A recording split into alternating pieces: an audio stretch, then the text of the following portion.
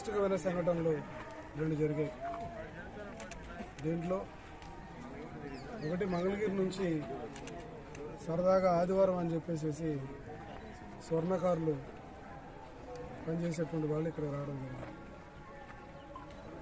So ఇక్కడ మీ అందరికీ తెలిసిందే,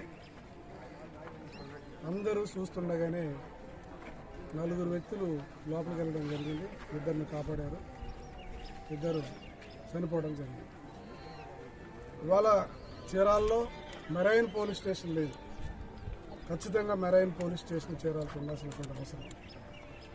ఎవరైతే రిసార్ట్స్ ఉన్నాయో ఎక్కడైనా రిసార్ట్లో ఏదైనా జరిగితే ఆ రిసార్ట్ వాడే ఆ బాధ్యత వహించాల్సినటువంటి అవసరం ఉంది. ఇప్పుడు దాకా ఇన్ని రోజుల పాటు ఏం జరిగిందో నాకు తెలియదు. నేను ఇవాళ ఒకటే చెప్తున్నాను, వాళ్ళందరినీ పిలిచి మాట్లాడి వాళ్ళ దగ్గరకు వచ్చిన ప్రతి కస్టమర్ని జాగ్రత్తగా చూసుకొని ఈ ఊరు నుంచి పంపించకపోతే వాళ్ళ మీద కేసులు ఫైల్ అవుతాయి. ఖచ్చితంగా వాళ్ళ రిసార్ట్స్ కూడా మూపించేస్తాం. దీంట్లో ఏమీ లాలూచీ లేదు. ఈరోజు జరుగుతున్నటువంటి పరిస్థితులన్నీ చూస్తే చాలా ఆందోళనకరంగా ఉన్నాయి.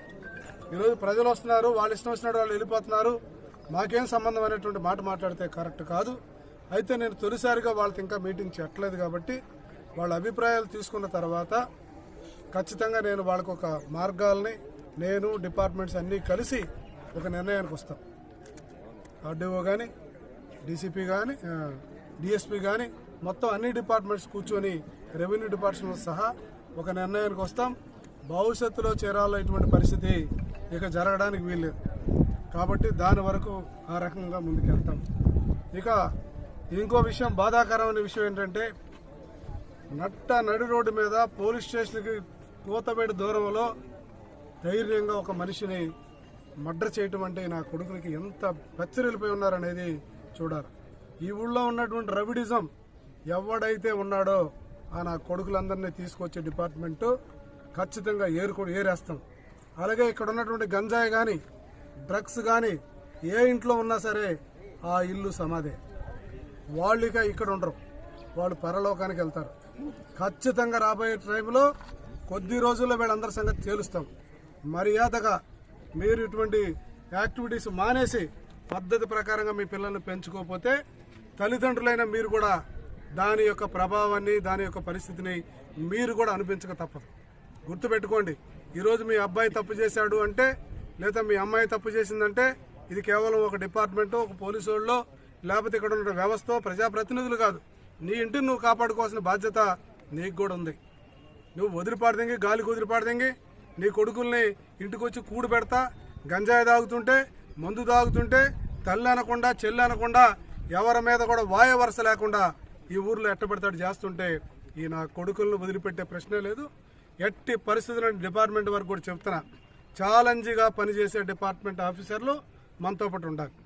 లేదంటే ఖచ్చితంగా వాళ్ళు వెళ్ళిపోవాలి. వాళ్ళకే వాళ్ళు చెప్పి మనం పంపించాల్సి వస్తే వీఆర్కే పంపిస్తాం. ఇది మాత్రం జరిగింది. అది ఏ డిపార్ట్మెంట్ అయినా సరే వాడు సజావుగా పని చేయకుండా ఇష్టం వచ్చినట్టు కానీ ప్రవర్తిస్తే జరగబోయేది మాత్రం ఇదే పరిణామం. చీరాల్లో ఇప్పుడు దాకా చూసినటువంటి పరిస్థితులు కాదు. ఇక రాబోయే రోజుల్లో ఎవడైతే రవిడి అంటాడో వాడికి వణుకు పుట్టాలి. లేనిపోతే నా కొడుకులు నా మీదనే అటాక్ చేయడానికి ప్రయత్నం చేశారు. నేను ఎలక్షన్లో పోతే నా మీద అటాక్ చేయడానికి వస్తే ఈ నా కొడుకులకు సామాన్యమైన మనుషులు, సామాన్యమైన జనం అంటే లెక్క ఉంటుందా? ఏరి పారేయాలి నా కొడుకులందరినీ. అప్పుడే సామాన్య జనము ప్రశాంతంగా ఈ ఊళ్ళో ప్రజాస్వామ్యం ఉందని ప్రశాంతంగా వెళ్తాడు. గడిచిన 5 సంవత్సరాల్లో ఎన్నో క్రైమ్స్ జరిగినాయి. ఏ క్రైమ్ కూడా రోడ్డు మీదకి రాలా. కారణం ఏంటంటే యథా రాజా తదా ప్రభుత్వం.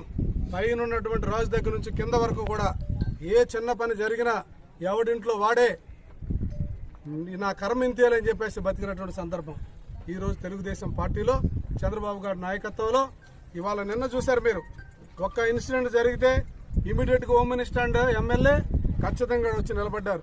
డిపార్ట్మెంట్ మొత్తం ఐజీ గారితో సహా కంప్లీట్గా అందరూ వచ్చేసి కేవలం 24 గంటలు గడిచేలోపే మొత్తాన్ని వాళ్ళు అరెస్ట్ చేయడం కూడా జరిగింది. అంటే చూడండి, తెలుగుదేశం పార్టీకి మిగతా వాళ్ళకి ఉన్న డిఫరెన్స్ మీరు చూడండి. దురదృష్టకరమైన సంఘటన. ఆ తల్లిదండ్రులకు నేను చెప్పగలిగింది ఏంటంటే వాళ్ళు ధైర్యంగా ఉండమని చెప్పగలుగుతాను. భవిష్యత్తులో ఇంకెక్కడ ఏ పిల్లలకు కూడా ఇటువంటి పరిస్థితి రాకూడదు. ఇది జరగడానికి వీల్లేదు. ఆ నిర్ణయం తీసుకున్న వాళ్ళు మాత్రమే అక్కడ రిసార్ట్ నడపాలి. ఆ నిర్ణయం తీసుకోలేని వాళ్ళు చేత కాకపోతే తాళాలు వేసుకొని వెళ్ళిపోవాలి. ఎక్కడెక్కడి నుంచో మనం నమ్ముకొని వాళ్ళు చీరాలు వస్తున్నారు. వాళ్ళందరూ కూడా మనం అడుగుతున్నాం. నేను కూడా డైరెక్ట్గా చెప్పాను, నేను కూడా టూరిజం డెవలప్ చేయడానికి సిద్ధంగా ఉన్నానని మీ అందరికి మాట ఇచ్చాను. సో మాట ఇచ్చాను, కానీ ప్రజల ప్రాణాలకు కూడా మనం విలువాల్సినటువంటి అవసరం ఉంది. ఖచ్చితంగా ప్రజాప్రతినిధిగా నేను డెఫినెట్గా దీన్ని కాపాడుతాను. సో ఈ రోజు చీరాల్లో జరిగినటువంటి ఈ ఇన్సిడెంట్కి నేను మనస్ఫూర్తిగా వాళ్ళందరికీ వాళ్ళ కుటుంబానికి ఒక రకంగా నేను ప్రజాప్రతినిధిగా ఉన్నాను. నాకు కూడా ఇమ్మీడియట్గా నేను వచ్చాను కాబట్టి వాళ్ళకి ఏ రకంగా నేను చెప్పాలో నాకు అర్థం కావట్లేదు. మరి వాళ్ళ బాధను నేను తీర్చలేను. అందుకే మరి ముఖ్యంగా లోకేష్ బాబు గారి నియోజకవర్గం నుంచి వచ్చినటువంటి పిల్లలు కూడా. సో ఇదంతా కూడా భవిష్యత్తులో జరగడానికి వీల్లేదు. మీ అందరూ కూడా ఇటు పాత్రికేయులు కానీ డిపార్ట్మెంట్ కానీ అన్ని డిపార్ట్మెంట్ కూడా నాకు సహకరిస్తే ఖచ్చితంగా ఈ ఊళ్ళో రాబోయే రోజుల్లో ప్రశాంతమైన వాతావరణం తీసుకురావడానికే నేను ఉన్నానని చెప్పేసి మీ అందరికీ తెలియజేస్తున్నాను.